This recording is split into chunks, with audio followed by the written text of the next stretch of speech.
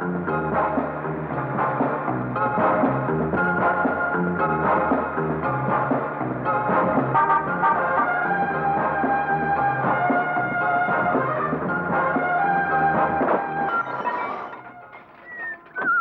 नहीं देता क्या? आंखें बंद करके गाड़ी चलाते हो? अरे भाई, आंखें तो खोल कर चलाता हूँ, लेकिन क्या है कि आंख के अंदर एक तिनका फंस गया था। कहो तो तिनके के साथ आंखें भी निकाल दूं। नमस्ते जी। राजू, कैसे हो भाई? ठीक हूँ। पिताजी कैसे? अच्छे। अच्छा, मेरी नमस्ते कहना। अब तुम जाओ। तुमने देखा लोग मेरी कितनी इज्जत करते हैं, कितना इज्जतदार हूं मैं। तुम्हारी कितनी इज्जत है तुमको पुलिस स्टेशन जाकर मालूम पड़ेगा। अरे भाई, गर्म क्यों होते हो? वैसे भी गर्मी बहुत है। ऐसा करते हैं, ठंडे की दुकान में ठंडा जाकर पीते हैं, तुम्हारा दिमाग भी ठंडा हो जाएगा। और तुम्हारा दिमाग ठंडा होगा पुलिस स्टेशन जाकर। चल। अरे अरे ठहरो भाई। किसी महात्मा ने कहा है कि जब गुस्सा बहुत ज्यादा आता हो उल्टा 10 तक गिनना चाहिए, 10 9 8 5। और अगर तब भी ठंडा ना हो तो और उसके बाद भी अगर गुस्सा ठंडा ना हो तो सीधे गिन के 10 जूते मारने चाहिए। 7 8 9 10। अरे क्या बात है? क्या हुआ अमर? अरे साला, आप जया जी है ना? जी, लेकिन आप? इस नाचीज को धर्मचंद कहते हैं। मुझे मेरी बीवी सीता ने आप लोगों के बारे में बताया था। मिस्टर अमर, आज इतिहास बदल गया। कहा जाता है कि दुनिया की सारी जंगें औरतों की वजह से शुरू होती हैं, लेकिन हमारी जंग जया बहन की वजह से रुक गई। अगर जया बहन आज यहाँ ना आती तो हम दोनों दोस्त बनने की बजाय बड़े दुश्मन बन गए होते। Our this is historical meeting. वैसे मैं और सीता आज आप लोगों के घर आने वाले थे, लेकिन मुलाकात यहाँ हो गई। I am very very please to meet you sir. वो तो ठीक है, लेकिन मेरी लाइट चुप उसका। रहो, एक मामूली लाइट की तो बात है, जाने भी दो। अरे मिस्टर अमर, अब हम दोस्त हो गए। अब मैं लाइट तो क्या, आपके लिए एक नई जीप ला देता हूँ। नहीं, मुझे जीप नहीं, मुझे लाइट चाहिए। छोड़ो ना, आपकी तो आदत है हर छोटी बात को बड़ा बनाने की। धर्मचंद जी, आप इनकी बातों का बुरा मत मानिए, भूल जाइए। जया बहन। अरे जया बहन, मुझे याद ही कहाँ रहता है जो मैं भूल जाऊं। अब चलिए इसी खुशी के मौके पर एक एक कप चाय हो जाए। अरे चलिए ना, चलिए। देखा आपने, धर्मचंद जी कितने नेक और शरीफ इंसान हैं। इनकी जितनी तारीफ की जाए उतनी कम है।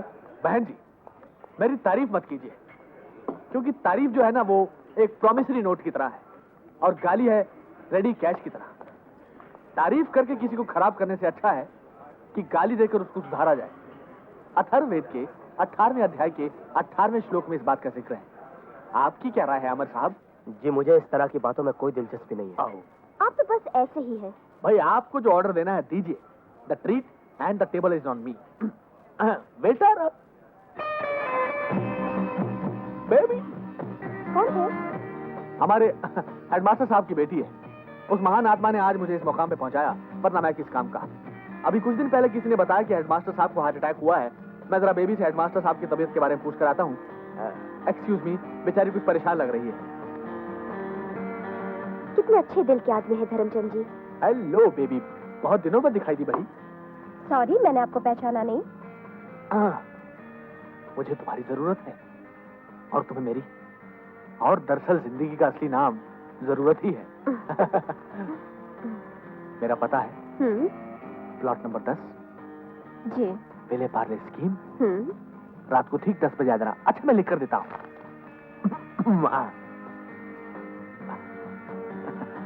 रहने देते हैं। क्यों, क्या हुआ?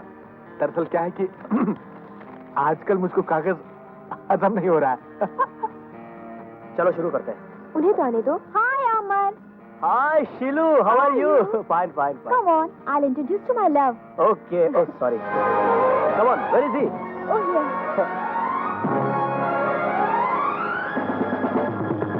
इनसे मिलो, ये है मेरे लेटेस्ट लव राजा, बहुत अच्छी dancer. Hello, how are you? No, कोशिबा, कोशिबा। कोशिबा, कोशिबा। डार्लिंग, मैं कॉलेज के दिनों में अमर से ही शादी करना चाहती थी। लेकिन हो नहीं पाई। You are lucky man, lucky man. Come on, have it. अरे नहीं, मैंने छोड़ दिया Come यार। on, for all time's sake.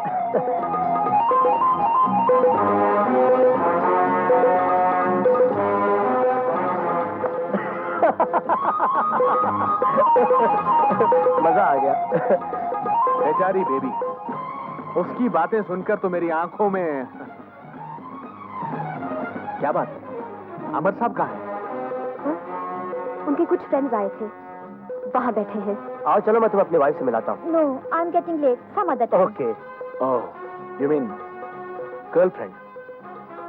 तब तो थोड़ा वक्त लगेगा, तो कोई बात नहीं, हम इंतजार कर लेते। Okay, bye bye. Bye. Bye. No, कोशिबा, कोशिबा। ओके। Bye bye darling. कोशिबा पागल है। आइए आइए। सॉरी जया, ये शीला थी, मेरी कॉलेज की दोस्त। कॉलेज के जमाने में बहुत मरती थी मुझ पर। एक दिन क्या हुआ मिस्टर धर्मचंद? हाँ, धर्मचंद जी। एक दिन शीला आधी रात को मेरे कमरे में आ गई। अच्छा, आधी रात को आपके कमरे में अकेली? किताब देने आई थी। किताब लेना। मिस्टर अमर, आपको पता है एक सिगरेट जिंदगी के 10 दिन कम कर देती है? ये अथर्ववेद के 18वें अध्याय के 18वें श्लोक में। नॉनसेंस, नॉनसेंस, मैं सब बातों को नहीं मानता। क्या डर डर के जीना?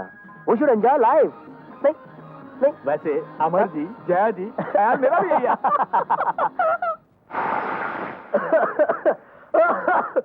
अरे जया, सब्जी में झोंक दे रही हो कि गुस्से में?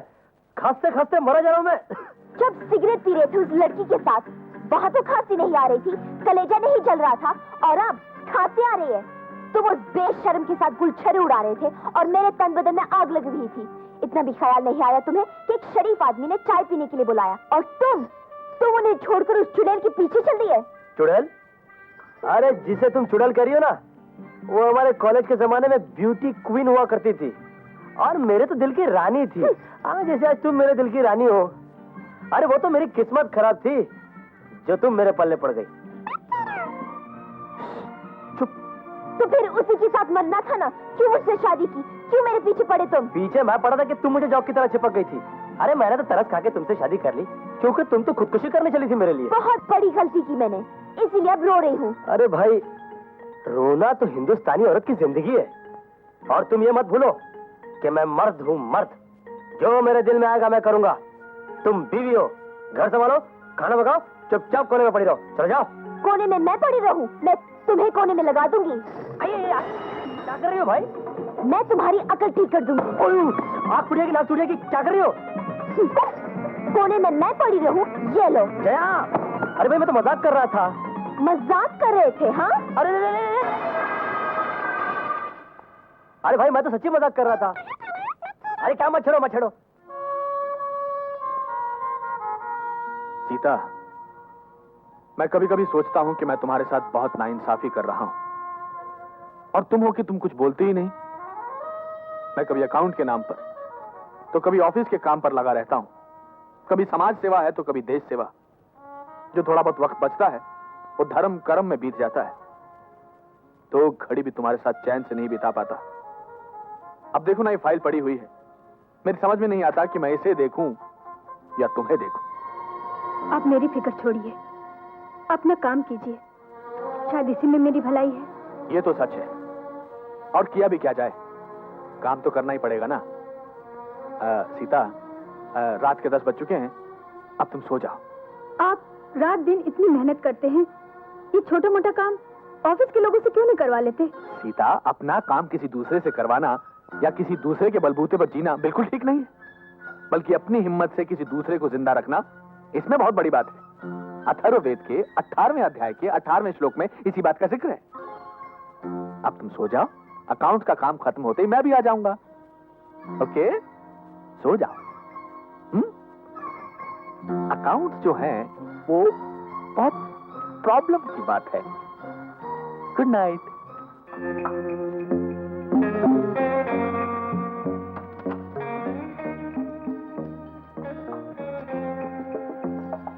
सेठ जी, ये क्या घर में ही? पुराने लोगों का कहना है कि घर से ज्यादा मंदिर सेफ है, लेकिन मैं कहता हूँ कि मंदिर से ज्यादा घर सेफ है। आओ। अरे ये क्या, दरवाजा बंद कर लीजिए। जया, जया दरवाजा खोलो। जाओ जाओ, नहीं खोलती। नहीं खोलती है तो ठीक है, मैं जा रहा हूँ, और जब जी में आएगा तब लौटूंगा। हाँ हाँ, जाओ उस चुड़ैल के पास, तुम्हें तो बहाना चाहिए। अरे तो इसमें बहाना करने की क्या बात है? मैं क्या डरता हूँ तुमसे? अरे प्यार करता था मैं उससे एक जमाने में, अब फिर सही, लेकिन तुम पछताओगी, रोगी मेरे लिए। अब इंतजार करती रहना, मैं चला। जाओ जाओ, मेरी जूती इंतजार करती है। हाय, छी, तुम्हारी जबान कितनी खराब हो गई है। हो सकता है अभी तुम गाली भी दो, इसीलिए तो जा रहा हूँ। कम से कम वो प्यार तो करेगी, तुम्हारी तरह गालियां नहीं देगी। और वही क्या, और भी कितनी पड़ी है। और तुम क्या मुझे कम स्मार्ट समझती हो? अरे रास्ते चलते किसी को भी पटा सकता हो, ऐसे ऐसे। तो जाओ, जाके खड़े हो जाओ नाके पर और पटाओ लड़कियां। तुम तो हो ही मन के काले, घर में राम गली में श्याम बने फिरते हो। खूब पहचाना मेरी जान, खूब पहचाना। मैं राम और श्याम दोनों का मिला हुआ अवतार हूँ। आई। क्या बात है साहब, आज बहुत खुश नजर आ रहे हैं आप। रवि जी।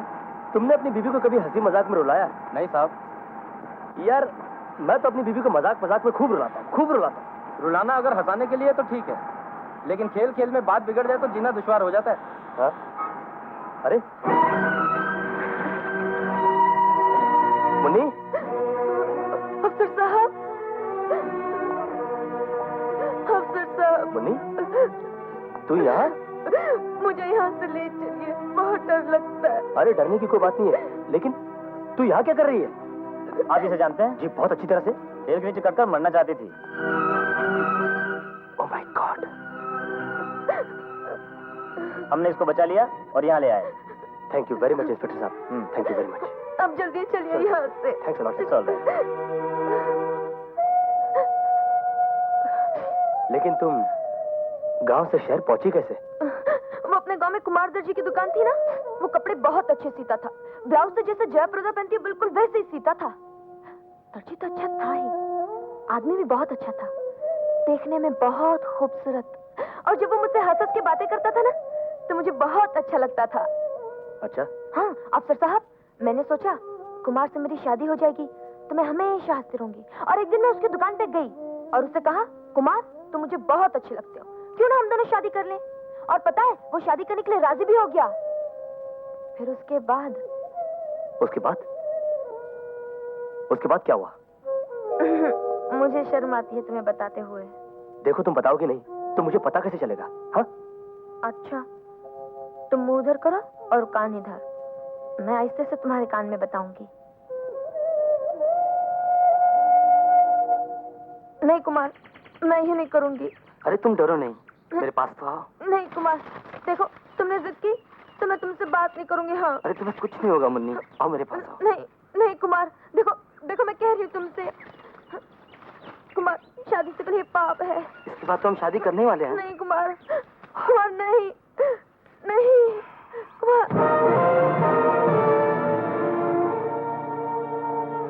फिर क्या हुआ? उसके बाद वो बोला जो होना था सो हो गया।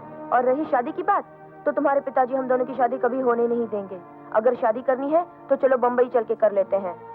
मैंने अपने सारे जेवर और पिताजी की सारी जिंदगी भर की पूंजी उसके हवाले कर दी।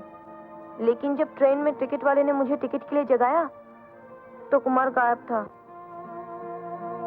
चलो चलो मेरे साथ मेरे घर चलो। तुम्हारे घर? अफसर साहब जया घुसने नहीं देगी तुम्हारे घर, चुटिया पकड़ के बाहर फेंक देगी। तो फिर ठीक है, मैं तुम्हें मदनापुर छोड़कर आता हूँ। मदनापुर? ना बाबा ना, पिताजी से डर लगता है, बहुत मारेंगे मुझे। गांव जाऊंगी तो कुमार के साथ ही जाऊंगी। मैं कुछ बंदोबस्त करता हूँ।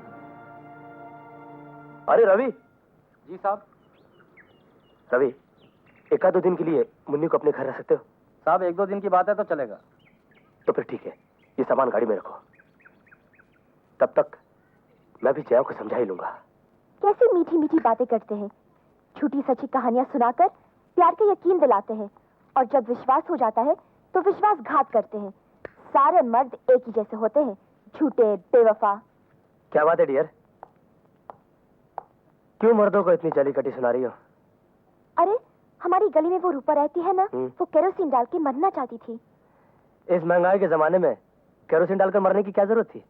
अरे अगर मरना ही था तो किसी रेलगाड़ी के नीचे कटकर मर जाती, कम से कम पति माशा के केरोसिन के पैसे तो बच जाते। तुम मर्दों की जात ही ऐसी है, उस बेचारी की जान के लाले पड़े हैं और तुम केरोसिन की सोच रहे हो। लानत है तुम सब पर, सारे मर्द एक ही जैसे होते हैं। और औरतें भी तो अजीब होती हैं, जरा सी बात हुई और मरने की ठान ली। जरा सी बात नहीं थी, रूपा का मर्द अपनी बीवी को छोड़कर दूसरी औरत को भी रखे हुए था। वो बेचारी मजबूरी में मरने का ना सोचती तो और क्या करती। ये उसकी बेवकूफी थी जो जल्दबाजी में उसने मरने का फैसला कर लिया। शक और गलतफहमी औरतों की फितरत होती है। इसी वजह से न जाने कितने घर बर्बाद हो जाते हैं, कितनी औरतें जान दे देती हैं। पत्नी का अपने पति पे भरोसा होना बहुत जरूरी है। अब अगर मैं तुमसे कुछ कहूं तो क्या तुम मेरा विश्वास नहीं करोगी? बिल्कुल नहीं, तुम भी तो मर्द हो। मुझे मालूम है तुम मेरी बातों का विश्वास नहीं करोगी। खैर, भूख लगी है, अभी लाती हूँ।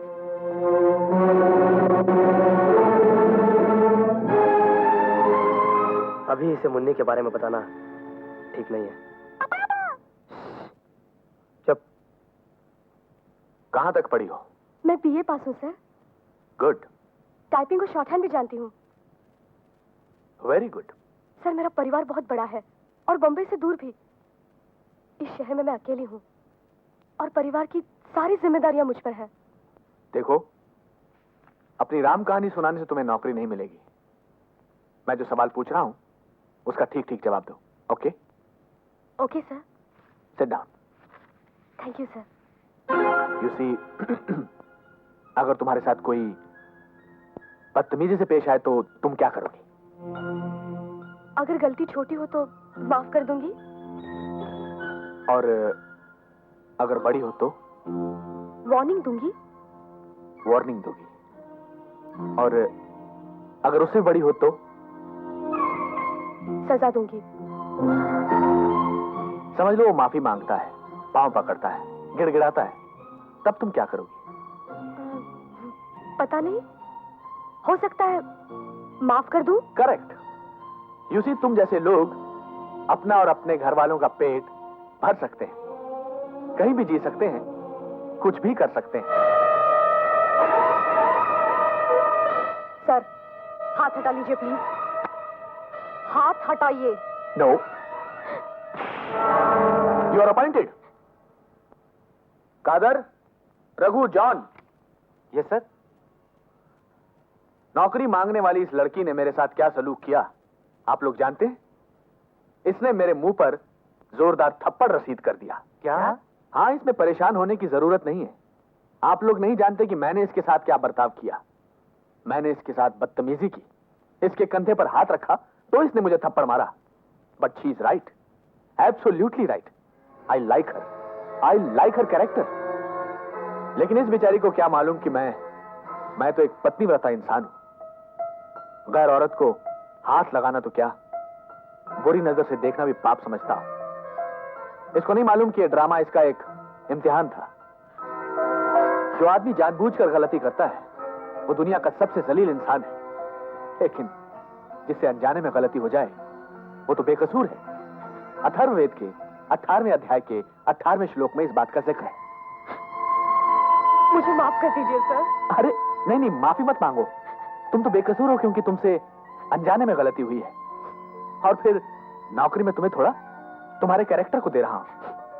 मुझे यकीन है कि मेरे कारोबार की भी तुम अपने कैरेक्टर की तरह हिफाजत करोगी। कादर, मैडम का मेरे गेस्ट हाउस में रहने का इंतजाम करो।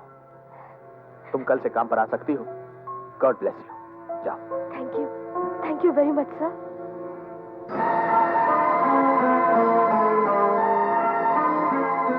That is Dharmchand.